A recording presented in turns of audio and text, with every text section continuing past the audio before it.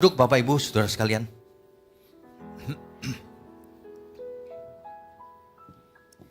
Selamat pagi, Shalom. Pagi ini adalah lanjutan dari serial panjang 7 Natur Kebenaran. Di sesi-sesi yang lalu kita sudah belajar berapa natur itu? Sudah sampai 4 natur ya. Hari ini kita akan lanjutkan. Nanti sesi kedua natur ke-5 nanti. Pagi ini kita akan mengulang sedikit natur yang ke-3 tentang pragmatis.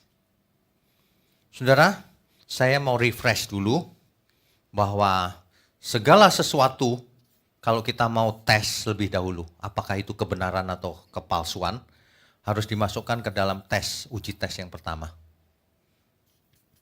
Ada faktanya atau tidak? Kalau tidak ada, dibuang saja. Berarti palsu. Kalau ada faktanya, belum tentu kebenaran juga. Sebab kejahatan juga ada faktanya. Tapi kalau tidak ada fakta, tidak usah dibahas. Palsu. Fakta itu macam-macam, saudara. Fakta empiris, fakta logika, fakta hukum, semua harus ada fakta. Fakta Alkitab. Kalau segala sesuatu diajarkan tidak sesuai Alkitab atau melawan Alkitab, dibuang ke laut saja itu. Itu pasti kepalsuan. Ada amin? Sebab kalau itu tidak disetujui, tidak ada gunanya kita bicara lebih lanjut. Ya. Kalau fakta ada, dites berikutnya lagi. Apa saudara? Koheren. Pesannya itu konsisten atau tidak? Jangan sampai pesannya itu tidak konsisten. Kalau ada pesan yang tidak konsisten, itu berarti dia bohong udah pasti bohong. Saudara, mobil saya parkir di bawah nih. Terus setelah saya ngomong apa gitu ya, mobil saya ketinggalan di mall. Nah itu bohong orang itu pasti. Tidak konsisten. Yang tidak sesuai fakta juga begitu. Saudara, kemarin kita retreat ya di hotel itu ya. Kita naik kapal perahu kemarin. Nah, itu pasti bohong. Tidak sesuai fakta karena tempatnya bukan di pantai, tempatnya di gunung. Nah, ada banyak kesalahan di dunia ini seperti itu. Cuman karena manusianya tidak peka, dibohongin kena. Nah, makanya dengan ini mengancam banyak orang ini nanti. Nanti di akhir sesi, bukan sesi hari ini, nanti di akhir seminar itu semua kita kulitin satu persatu itu. Semua ajaran yang di dunia ini. Salahnya di sini loh, salahnya di sini loh. Bukan mau menghakimi tapi menganalisis. Supaya kita tahu, oh salahnya di situ, jangan ikut kalau gitu. Gitu. Ya. Kalau tidak koheren dibuang saja. Itu pasti pernyataan palsu. Berikutnya lagi. Pragmatis.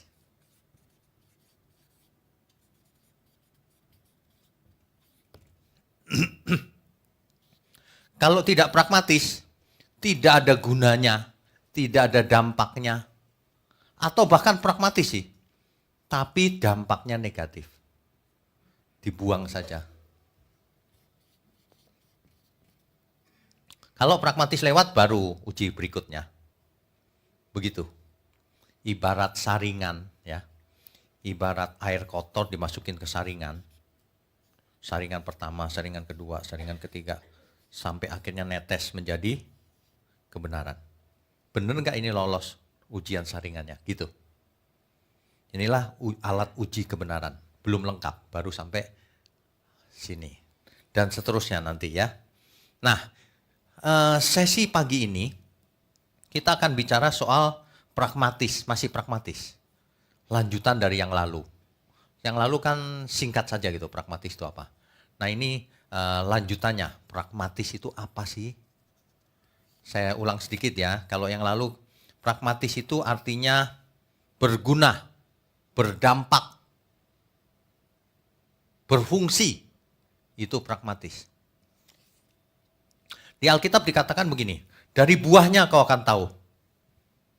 Buah di situ adalah dampaknya, perbuatannya, karakternya, mindsetnya. Manusia ini jadi apa setelah diajarin sesuatu? Dampaknya apa? Dia berubah jadi apa? Berubah jadi monster atau jadi manusia Allah? Itu, hati-hati. Itu dampak, dari dampaknya kita bisa ukur tuh. Ini kebenaran bukan? Ya. Nah, kan ada ajaran-ajaran yang diajarkan lalu dampaknya orang itu jadi malas. Gak usahlah berbuat baik, sudah selamat. Gak usahlah berusaha hidup kudus, manusia biasa mana bisa hidup kudus. Nah, ketahuan, itu kepalsuan pasti. Melemahkan syaraf rohani seseorang. Manusia gak mungkin selamat. Nah, itu pasti kepalsuan. Karena Tuhan bicara sebaliknya.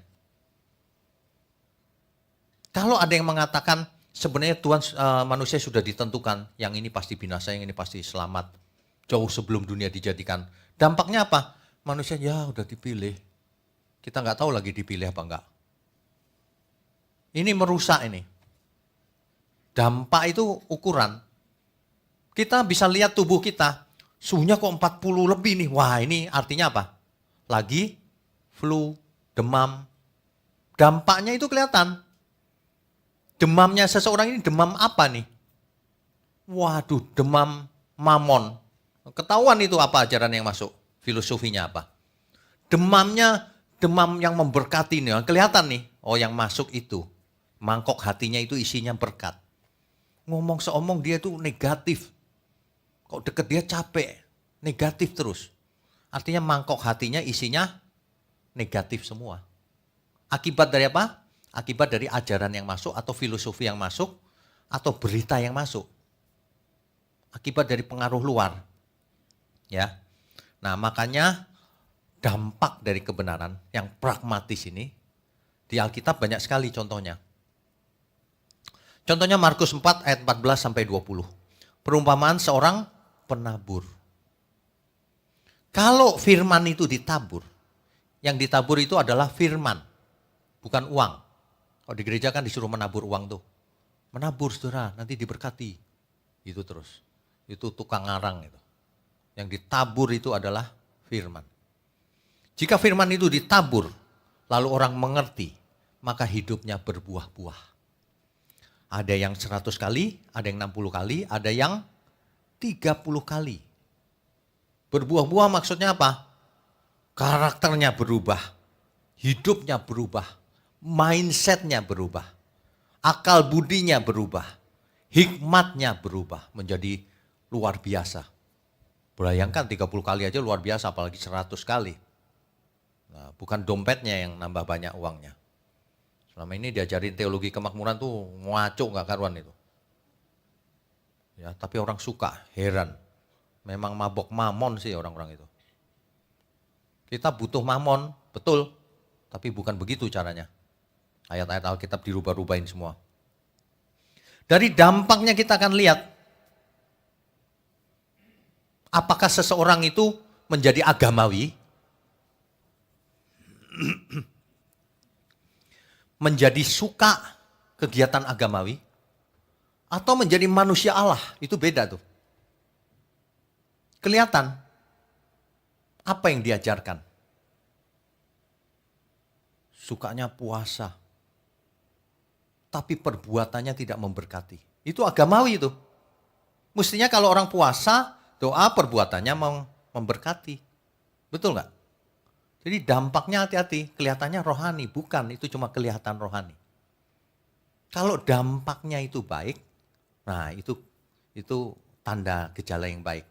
Tapi kalau dampaknya aja tidak baik, itu pasti bukan kebenaran. Nah, sederhana saja. Jadi kalau saudara lihat pasangan hidupmu, kok dampaknya kok kurang baik misalnya.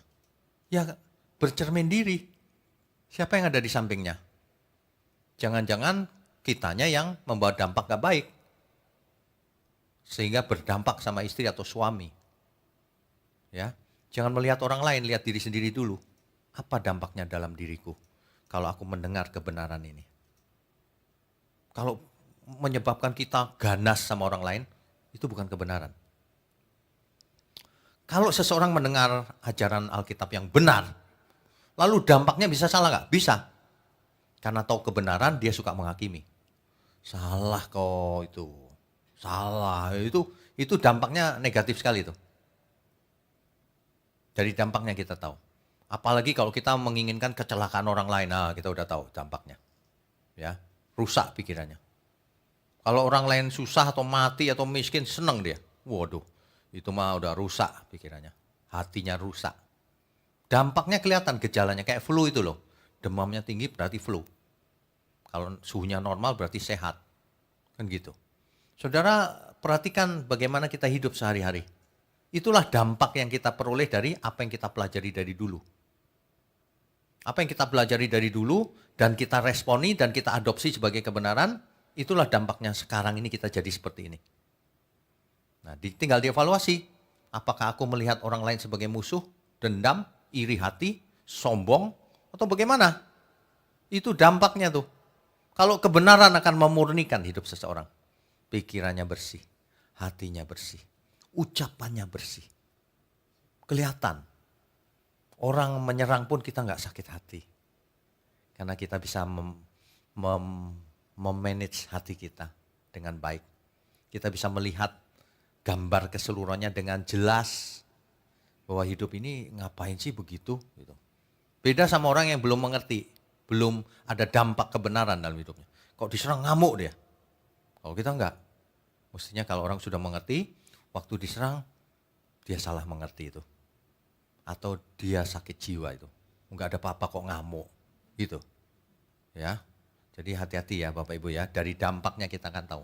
Makanya gereja kita ini harus dilihat dari dampaknya. Saudara semua merepresentasikan gereja kita loh. Bapak Ibu sekalian. Kalau Bapak Ibu ada di mall itu, jangan sampai malu-maluin ya. Nanti orang lihat, jemaat mana nih? Di situ. Di mana? Situ pokoknya. Jangan sampai begitu ya, dampaknya harus ketahuan. Oh iya ya, pantas beda gitu. Ada amin semua? Jadi sebenarnya jelas kok dampak itu apa yang kita alami. Seseorang itu pusatnya ada di dirinya atau di Tuhan, itu kelihatan. Itu kelihatan, itu dampak yang diperoleh dari pengajaran. Kalau di sini kan saudara diarahkan, matikan manusia lamamu itu, jangan egois. Kamu disakiti, difitnah, di apa, enggak masalah. Yang penting Tuhan berkenan atas hidup kita. Jangan dibalas, jangan, nah itu manusia lama kalau masih membalas. Belum sembuh artinya. Ya, Oke. Nah bicara soal pragmatis ini, artinya apa? Artinya kebenaran itu harus dihidupi. Kebenaran itu harus dihidupi. Bukan cuman dimengerti. Ingat baik-baik. Jadi kebenaran itu bukan cuma dimengerti, bukan untuk dimengerti saja, tapi untuk dihidupi. Itu sebabnya kalau seseorang mendengar kebenaran, ia dituntut hidupnya. Aku harus seperti itu. Itu pragmatis kebenaran. Jangan gini, aku ngerti. Loh, itu belum pragmatis. Pragmatisnya kebenaran itu, aku harus seperti itu. Apalagi kalau dari mulut keluar, amin. Wah, aminnya makin kenceng. Tandanya makin serius, bukan asal ngomong. Kan gitu. Amin, nah itu pragmatis tuh. Tapi baru di mulut. Nah, harus dilanjutkan dengan tindakan nyata, perubahan nyata dalam hidup kita. Kebenaran maksudnya itu, bukan teori. Banyak orang teori, aku percaya Yesus Tuhan dan juru selamat pribadiku. Iya, pakai otakmu aja itu. Tapi hidupmu gak berubah, gak pragmatis itu. Itu salah itu. Sebab kebenaran harus sampai pragmatis. Itu sebabnya untung ada kitab Yakobus. Yakobus bilang karena engkau benarkan karena perbuatan-perbuatanmu, bukan hanya karena iman. Karena kalau cuma iman tok, ngomong tok, percaya, itu dampaknya nggak ada. Imannya iman fantasi. Makanya disimpulkan di kitab Yakobus, oleh karena itu iman seperti tubuh tanpa roh. Kalau iman tanpa perbuatan itu mati. Itu iman yang mati. Iman yang hidup itu yang pragmatis, yang ada tindakan nyatanya, yang berdampak, yang berfungsi, yang berguna, itu semua artinya. Ya, amin saudara. Oke, kita lanjutkan. Sesi ini kita akan lanjutkan tentang pragmatis. Jadi bagaimana sih prosesnya supaya kebenaran itu pragmatis? Tidak otomatis loh saudara. Saya doakan besok ngerti, berubah. Gak ada begitu. Kalau ada gampang, kita gak usah bikin seminar begini. Kita bikin KKR aja, tumbangin tangan satu-satu, jadi orangnya. Gak ada begitu. Segala sesuatu gak ada yang instan.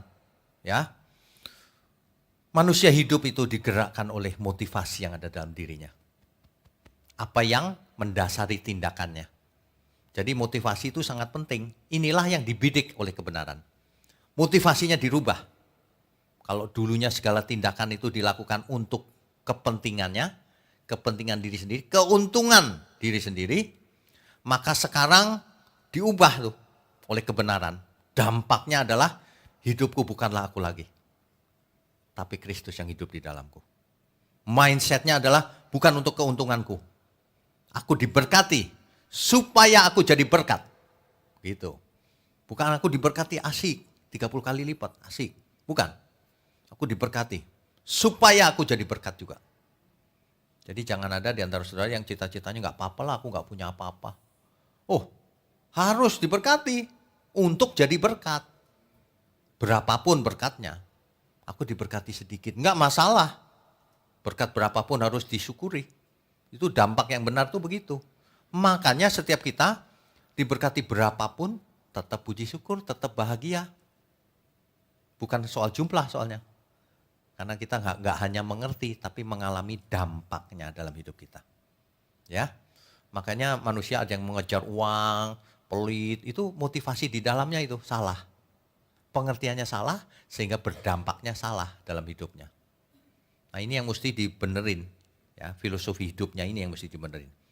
Jangan biarkan hidup kita itu mengalir kemana saja. Jangan ikuti filosofi dunia, aku hidup seperti air saja mengalir. Salah, saudara. Hidupku gak boleh dibiarkan seperti air, seperti angin, seperti apa, gak boleh. Hidupku harus kuarahkan kepada kebenaran firman, kepada Tuhan Yesus.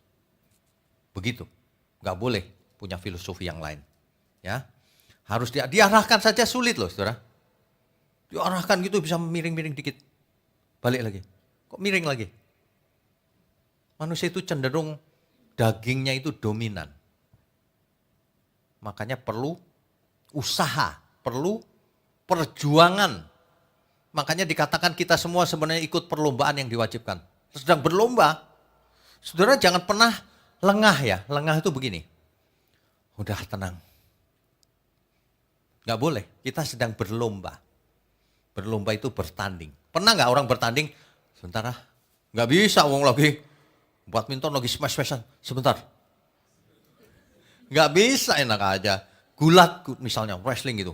Pas tekuk gini sama lawannya, santai dulu, mati. Gak bisa begitu, bertanding itu setiap saat.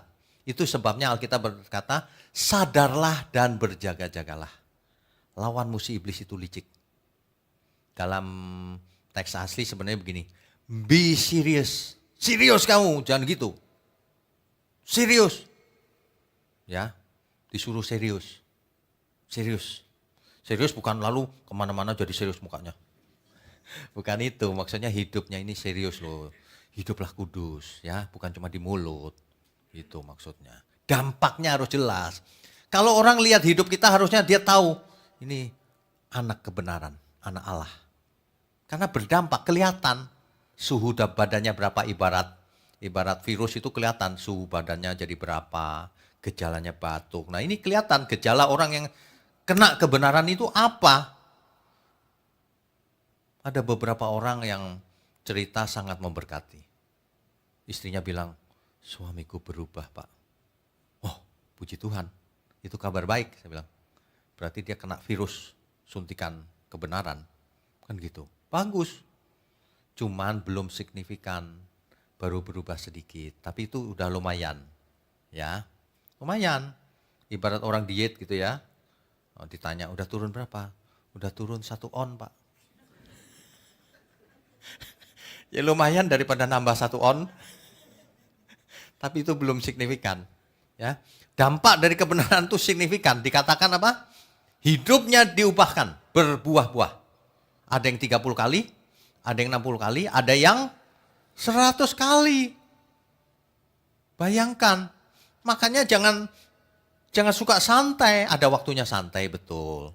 Tapi ketika kita ada waktu, khususnya malam hari semua udah sepi tidur, ada waktu jangan ikutan tidur langsung, sebentar merenung. Apa Tuhan yang harus kulakukan di masa depan ini? Waktuku sudah gak banyak, sudah usia berapa sekarang? Apa Tuhan yang mesti kulakukan? Tanya terhadap diri sendiri. Saya aja banyak pikiran, aduh nanti begini, begitu. Apalagi ya Tuhan, banyak sekali. Maunya banyak kita tapi tenaga gak ada Tuhan. Sumber daya terbatas. Ya terserah Tuhan saja, akhirnya begitu. Yang penting kita lakukan bagian kita. Amin, saudara. Begitu mestinya ya. Nah, bicara soal pragmatisme ini. Manusia itu paling sulit berubah. Paling susah disuruh berubah.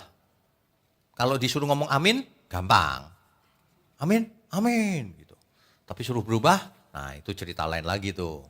Ya, itu sebabnya proses ini harus dimengerti dengan benar, saudara.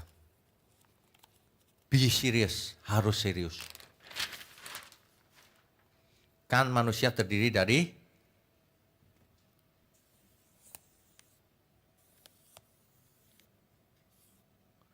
tubuh, jiwa, dan roh. Gitu kan? Di dalam jiwa sini ada pikiran, perasaan, kehendak, dan lain-lain. Semua yang membentuk kesadaran kita. Di dalam tubuh ada panca indera, ada mata, ada telinga, ada mulut. Kan begitu kan? Ini semua satu proses kesatuan yang terintegrasi. Perhatikan apa yang dikatakan firman Tuhan. Iman timbul dari pendengaran.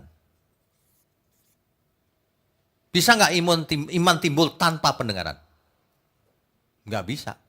Coba aja bayi lahir, nggak dikasih info apapun. Nggak ada iman dia. Coba aja bayi lahir dijadikan satu dengan kandang monyet. Jadi apa ya? Iya, bentuknya manusia. Tapi dia kebiasaannya monyet nanti. Gitu. Persis nggak sih? Ya, iman timbul dari pendengaran. Tapi saudara mesti ingat, hari ini informasi masuk deras sekali lewat telinga dan mata juga. Makanya Alkitab juga berkata, jika matamu gelap, maka gelaplah seluruh tubuhmu. Seluruh jiwamu gelap, jika matamu gelap. Artinya apa? Kalau kita melihat masukan yang tidak benar, gelaplah seluruh jiwa kita. Masuk lewat mata, masuk lewat telinga. Lah mulut apa? Kalau ini kan masukan, cuma nggak bisa keluar kan, mata keluar.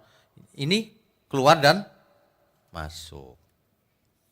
Ada yang keluar, ada yang masuk. Ini semua proses nih.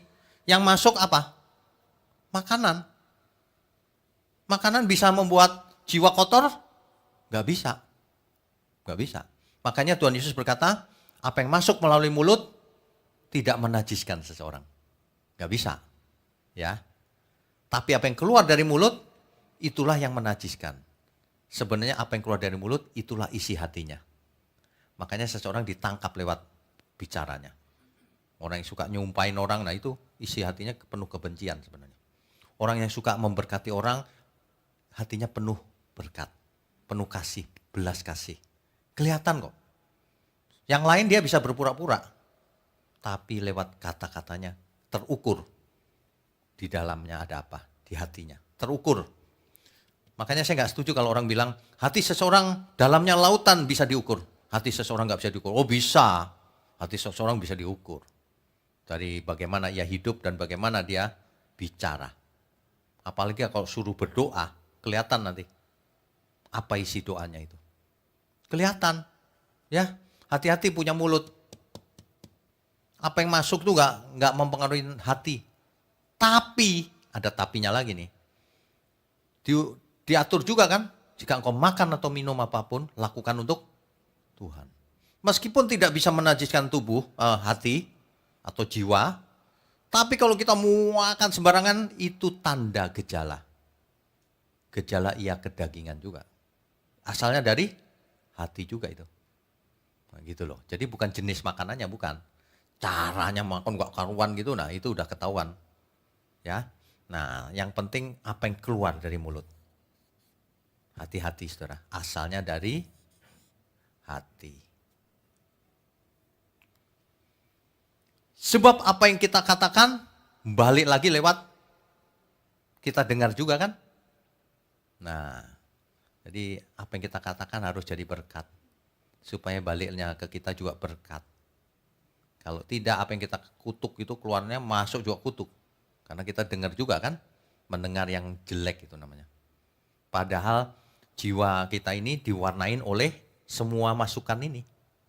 Diwarnain ini. Pikirannya, perasaannya, kehendaknya, kesadarannya. Bagaimana ia hidup. Dipengaruhi oleh apa yang ia lihat, apa yang ia dengar, dan apa yang ia ucapkan. Termasuk apa yang ia makan. Kan gitu. Hati-hati loh saudara. Dulu kalau cerita kesehatan ya, you are what you eat, kan gitu kan.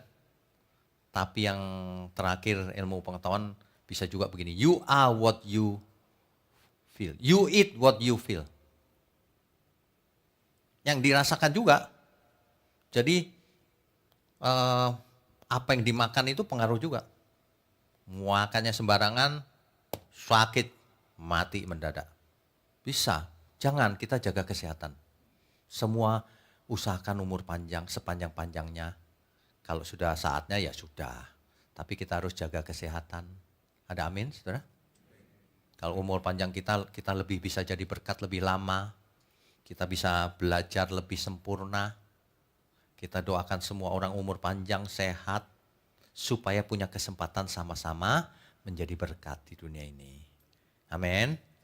Itu ya. Nah, jiwa ini kalau sudah diwarnai oleh sesuatu, kalau jiwa ini diwarnai oleh truth, kebenaran, maka rohnya ini dominan. Saudara. Ini menjadi dominan di dalam sini. Kalau ini dominan maka hidup seseorang digerakkan oleh rohnya. Kalau belum, hidupnya digerakkan oleh dagingnya. Itu. Ini prosesnya. Jadi kita hari ini, keadaan kita hari ini seperti apa, itu hasil dari taburan masa lalu. Termasuk respon kita.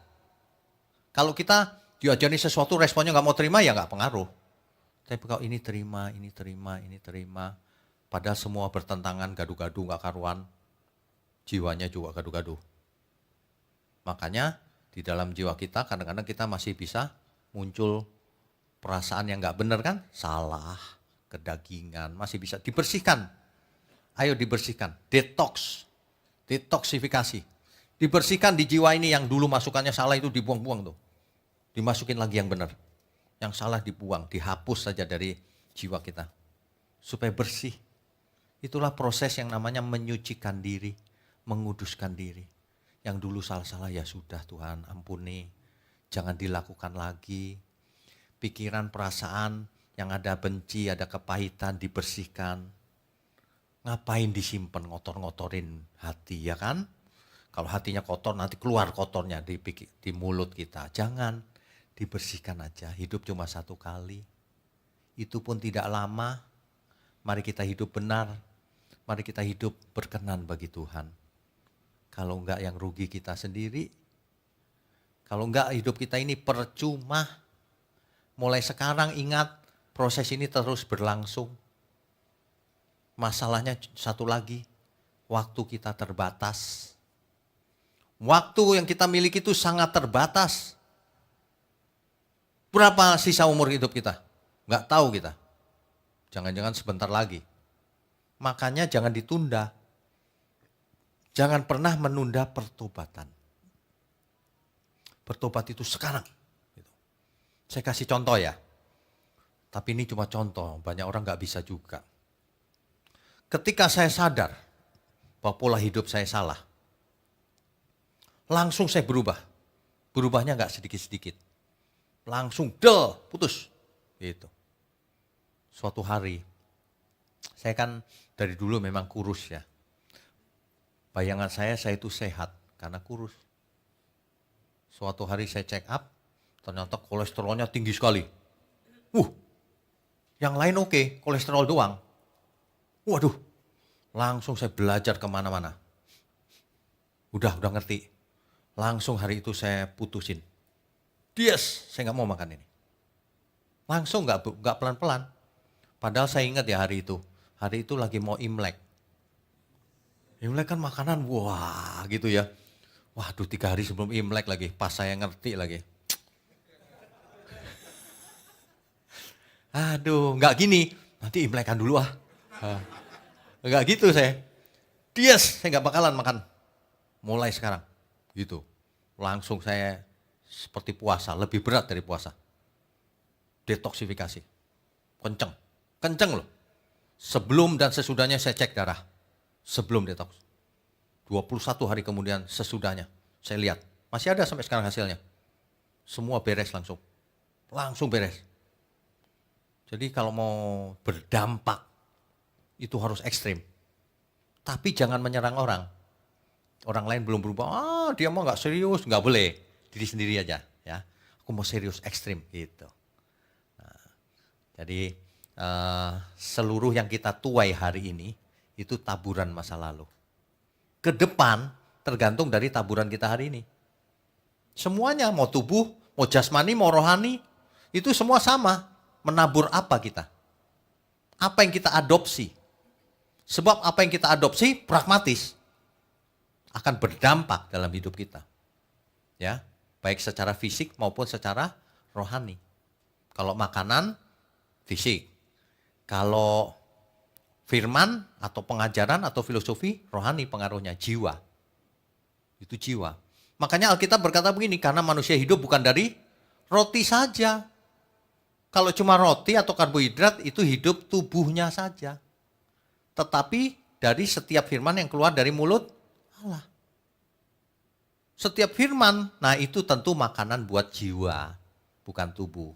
Padahal manusia terdiri dari tubuh dan jiwa dan roh. Jiwa dan rohnya butuh firman, butuh kebenaran. Tubuhnya butuh makanan yang sehat. Makanan sesehat apapun gak akan bikin hidup kekal. Karena tubuh kita memang harus mati. Suatu hari kita akan diberikan tubuh yang baru. Kan begitu. Nah kalau tubuh yang harus mati ini, yang fana ini tidak bisa dipercaya. Apalagi tubuh yang baru gak mungkin dikasih. Itulah arti dari Alkitab firman Tuhan bahwa kalau perkara yang kecil tidak bisa dipercaya, perkara yang besar apalagi. Ini perkara kecil loh tubuh kita ini, fana. Lah kalau yang fana aja nggak bisa mengendalikan, nggak bisa dipercaya, nggak bakalan dikasih tubuh yang baru, alias binasa. Dari hal kecil kita harus bisa dipercaya. Dampak kebenaran atau pragmatisnya itu tidak hanya persoalan besar, dari kecil sampai besar. Mau fisik, mau rohani, semuanya harus bersih. Harus berkenan bagi Tuhan. Amin, saudara. Mulai hari ini bertobat semua, dampaknya harus kelihatan. Baik aku makan, minum, bicara, atau yang lain, melakukan sesuatu yang lain, lakukan untuk Tuhan. Itu pragmatisme. Ya, kita beri kemuliaan untuk Tuhan.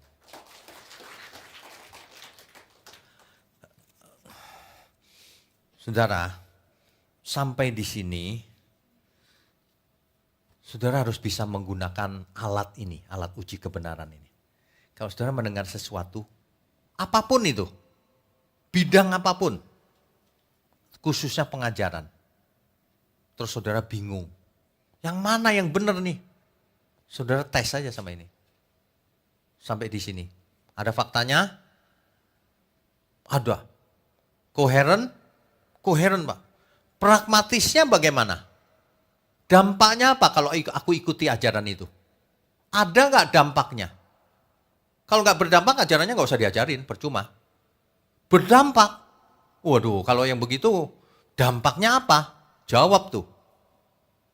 Kalau dampaknya negatif, wah jangan diikuti. Wah berdampak Pak, Alkitab dirubah-rubah nggak apa-apa ternyata. Wah jangan diikuti. Tapi kita jadi orang baik, kita nggak butuh jadi orang baik, kita mau ngikuti seluruh kebenaran Alkitab. Bukan cuma baik biasa, tapi baik menurut Tuhan. Bukan baik menurut manusia. Amin? Mestinya begitu ya, pragmatis itu. Makanya di dalam Alkitab banyak sekali ditegaskan bahwa firman itu sangat amat penting. Bahwa Injil itu kekuatan Allah yang menyelamatkan. Roma 1 ayat 16. Coba kita baca ya, Roma 1 ayat 16. Roma pasalnya yang pertama, ayat 16. Ini kok lambat ya. Oke, saya bacakan ya. Sebab aku mempunyai keyakinan yang kokoh dalam Injil.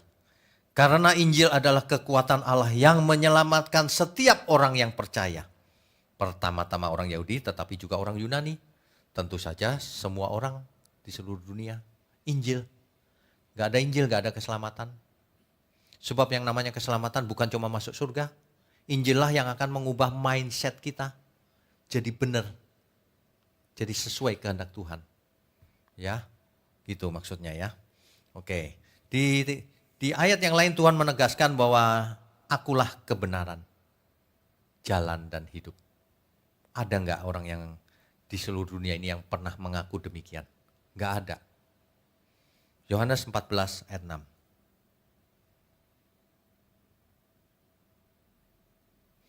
Akulah jalan dan kebenaran dan hidup. Tidak ada seorang pun yang datang kepada Bapa kalau tidak melalui aku.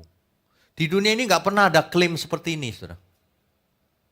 Seorang manusia mengklaim seperti itu. Nggak ada manusia yang berani. Kenapa Tuhan Yesus berani? Ia diutus Bapanya menjadi manusia. Ia diutus secara khusus. Makanya Tuhan berkata, aku datang, aku turun ke bumi. Bukan untuk melakukan kehendakku sendiri, tapi untuk melakukan kehendak Dia yang mengutus aku. Clear. Ya, dampaknya jelas. Kalau Allah Bapa aja mengorbankan anak tunggalnya, kalau kita tidak mau ya salahnya sendiri. Karena sudah dikasih contoh, mestinya kita akan mengalami pragmatisme itu di dalam kebenaran. Pragmatis kebenaran. Jadi bukan asal beragama. Hari-hari ini seringkali orang belok menjadi manusia beragama. Padahal bukan itu tujuannya. Tujuannya adalah manusianya berubah. Bukan berubah kebiasaannya, bukan. Nah, pragmatisme seringkali diartikan berubah kebiasaan. Bukan itu. Ya, bukan itu. Dulu sukanya ke dunia malam. Sekarang sukanya ke gereja.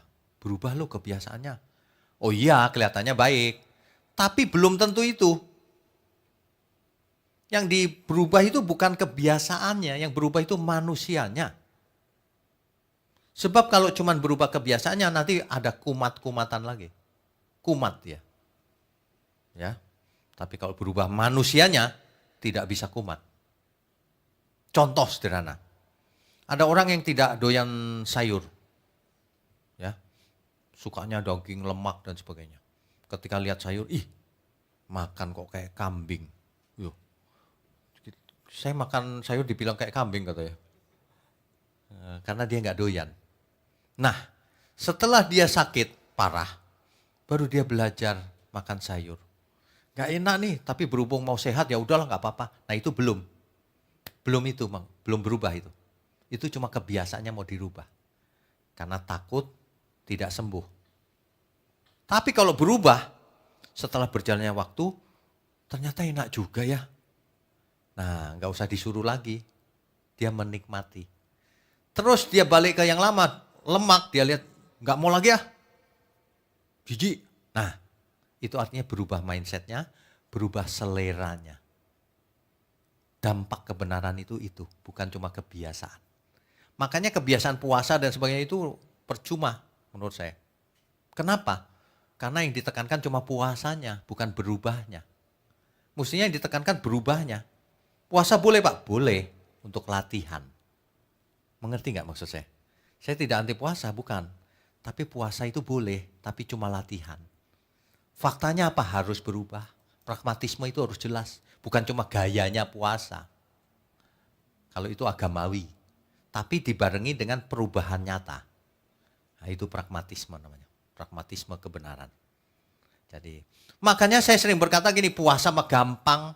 Gak usah makan. Nanti aja makan enak waktu buka. Gampang itu. Coba gak usah makan enak seumur hidup. Mana? Berat mana? Ayo, tinggalkan kebiasaan lama. Lebih berat itu.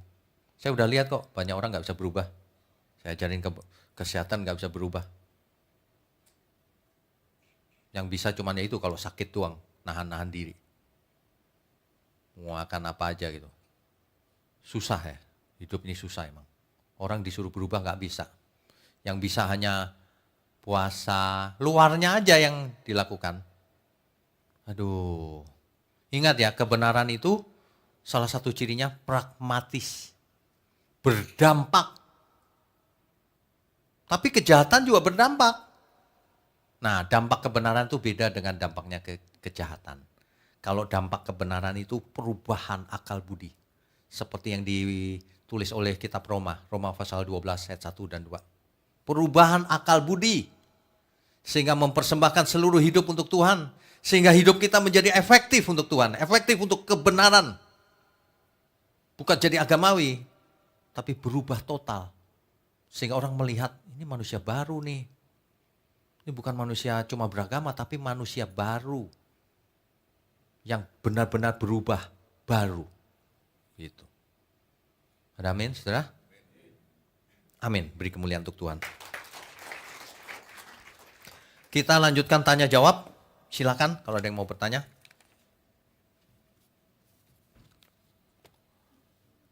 Mic-nya disiapkan, ada 10 menit kali ya untuk tanya jawab. Ayo silakan.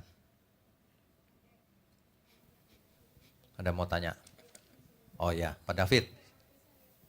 Iya, Pak, saya... Berdiri Pak. Saya David, Pak. Ya. Ini ada 2 pertanyaan sih, Pak, sebenarnya. Ya. Saya mau membantu Bu Linda juga, ada pertanyaan nih, soalnya HP-nya lowbat nih katanya nih, Pak. Oke. Jadi yang ditanyakan sama Bu Linda adalah bagaimana menanggapi ayat di Roma 9 ayat 14 sampai 18. Karena di situ dikatakan bahwa Allah itu berfirman kepada Musa, aku menaruh belas kasihan kepada aku mau menaruh belas kasihan. Apakah belas kasihan yang dimaksud dengan Allah ini pilih-pilih atau tidak, Pak, maksudnya begitu? Oke, mengerti. Saya jawab dulu ya yang pertama ya. Allah tidak pernah pilih kasih, tidak pernah. Ayat ini berkata bahwa Allah itu berdaulat mutlak. Dia mau pilih siapa terserah Tuhan dong. Tapi Tuhan tidak pilih sembarangan orang juga. Tuhan mana mau pilih Fir'aun jadi hambanya.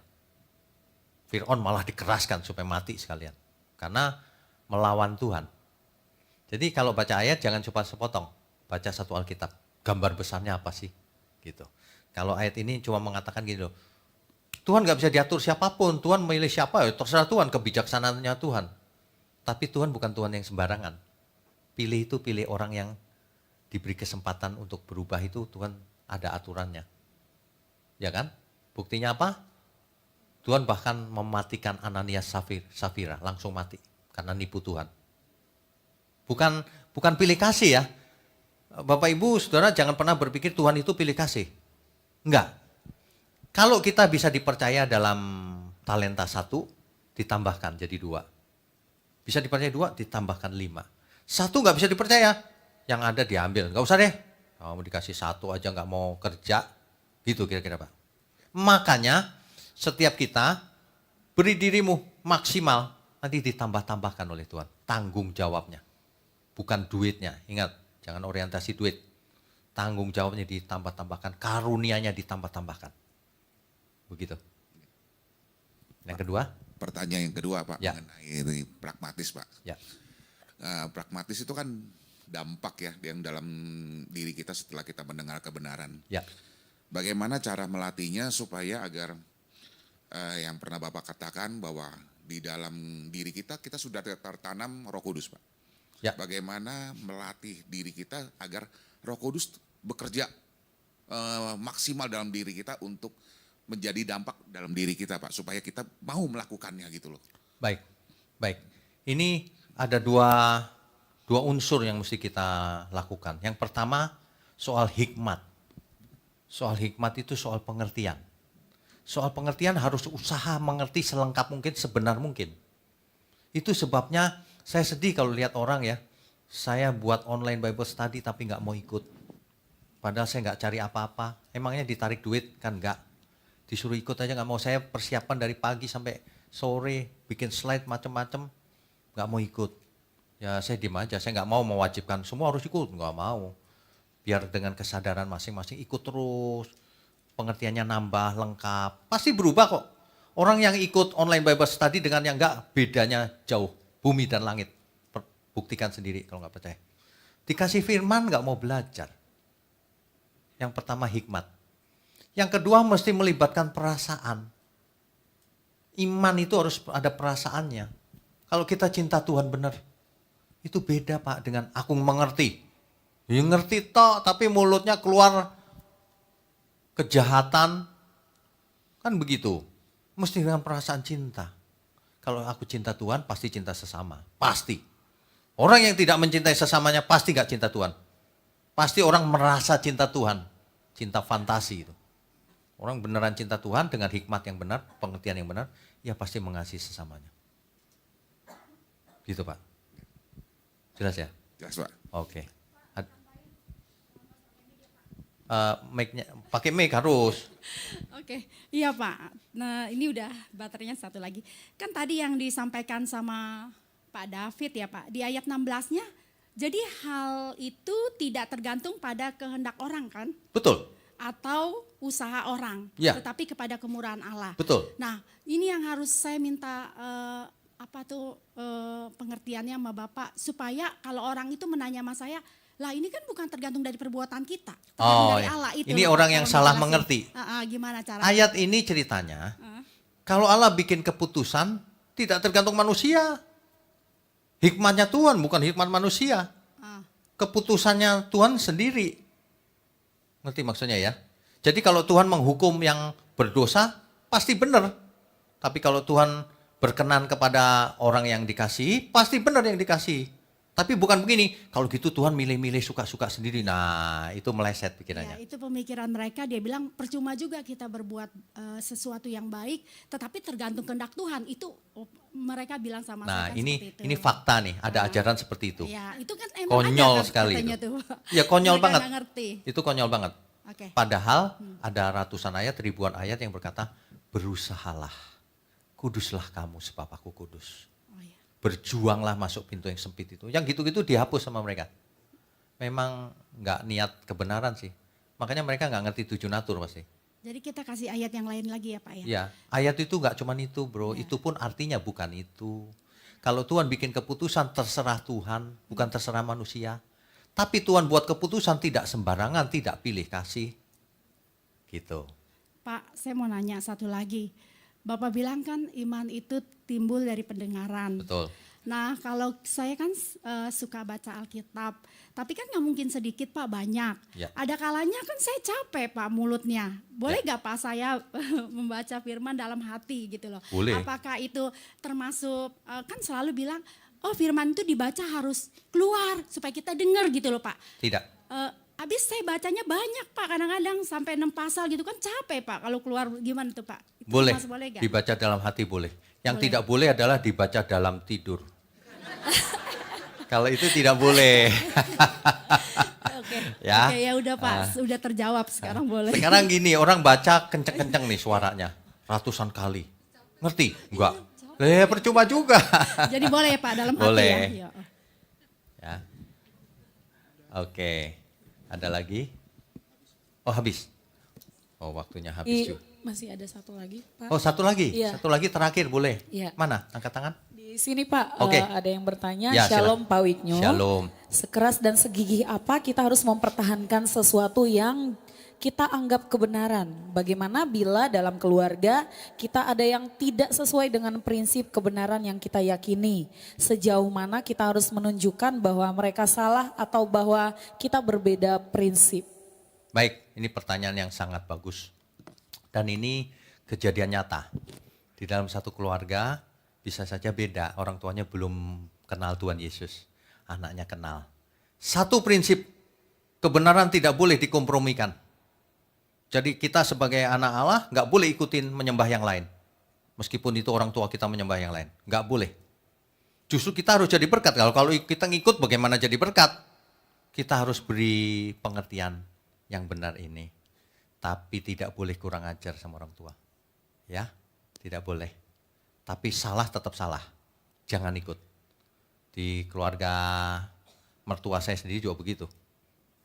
Dan kita tarik garis dari awal. Kita nggak ikut yang itu. Akhirnya mereka mengerti. Bahkan mereka minta didoakan dan sebagainya. Coba kalau saya ngikut gitu ya udah bubar.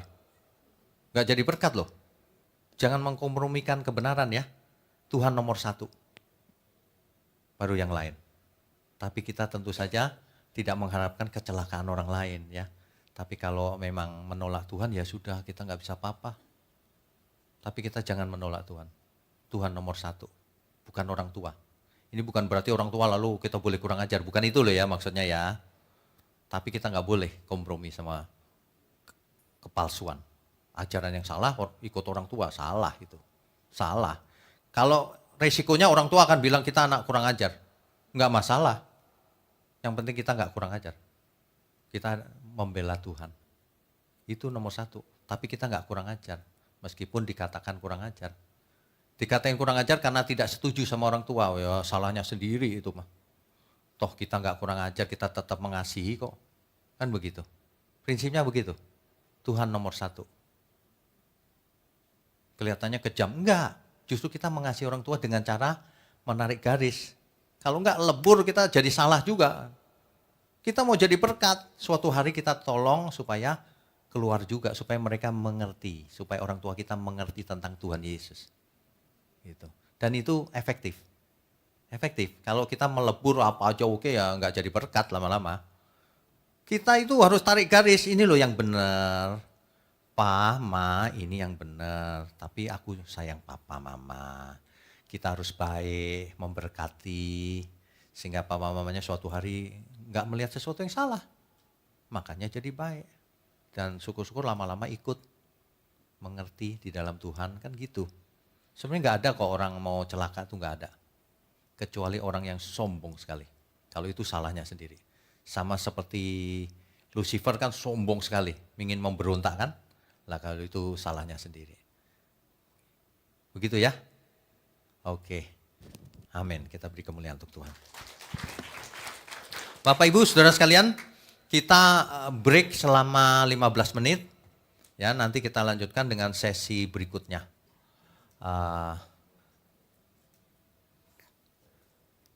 Apalagi ya? Gak ada pengumuman ya? Gak ada ya? Baik. Bapa di surga, terima kasih. Biarlah kami istirahat sebentar, kami akan lanjutkan sesi berikutnya. Dalam nama Tuhan Yesus kami berdoa. Amin.